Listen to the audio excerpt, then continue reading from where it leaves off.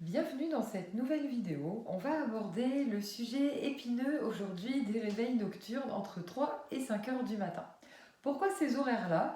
Parce que ces horaires-là peuvent être liés au niveau de votre santé à certains organes, mais au niveau ésotérique, ils correspondent également à l'horaire le plus ouvert pour les esprits du bas astral, le moment où ils vont le plus pouvoir avoir une incidence en fait sur vous et indirectement sur votre sommeil.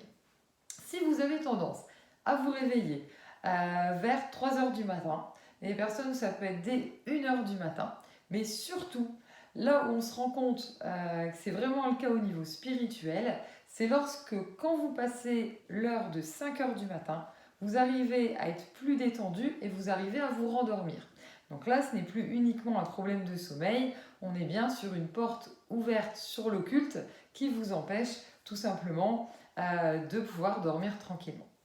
Souvent, ça s'accompagne en fait de cauchemars, ça s'accompagne de réveils en sursaut, voilà. Et au niveau de ces cauchemars ou des visions, voilà, vous pouvez avoir, le plus souvent, ce qui revient, ça va être le fait de voir des personnes que vous ne connaissez pas, ou à l'inverse, des personnes que vous connaissez, mais qui d'un coup vont avoir des attitudes, des paroles, voilà, qui ne sont pas du tout en adéquation avec la réalité.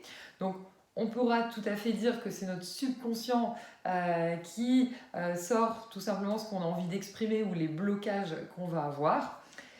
Un autre symptôme qui est important à comprendre, ça va être le fait, une fois que vous vous levez, de se sentir en fait fatigué, de sentir vraiment qu'on traîne le corps, qu'on a vraiment du mal, voilà, à avancer. Au-delà de la fatigue physique du fait du manque de sommeil. Quelle solution on va pouvoir apporter? Dans ce cas-là, je vous conseille de purifier votre maison. Vous avez une autre vidéo qui explique bien comment appliquer la sauge et remettre à blanc les énergies au niveau de votre maison. Je conseille également de brûler du pontifical, le pontifical étant un mélange de 4 encens. La sauge à nouveau qui remettra à blanc. Le benjoin qui enlève les angoisses au niveau poitrine et qui aide à ce que les entités ne vous incorporent pas. L'oliban qui va augmenter les fréquences vibratoires et la storax, les petits grains noirs, qui vont aider à déblayer tout ce qui est négatif, puisque ça va également avec nos énergies. Plus on va avoir peur, plus on va être en colère, plus on va dégager des énergies qui vont en fait intéresser les entités, qui ne s'intéressent pas forcément à nous personnellement, mais qui cherchent tout simplement à absorber vos énergies, puisque ce sont des esprits qui ne sont pas partis vers la lumière. Donc il leur faut de l'énergie pour rester sur notre plan vibratoire. Également, je vous conseille du jet. Voilà, le jet est une pierre résineuse. C'est la meilleure protection, à mon sens, spirituelle, donc ça n'engage que moi. On peut utiliser l'œil céleste également. L'œil céleste peut être un petit peu forte pour certaines personnes qui vont avoir du mal voilà, à la supporter parce que le travail va être extrêmement puissant.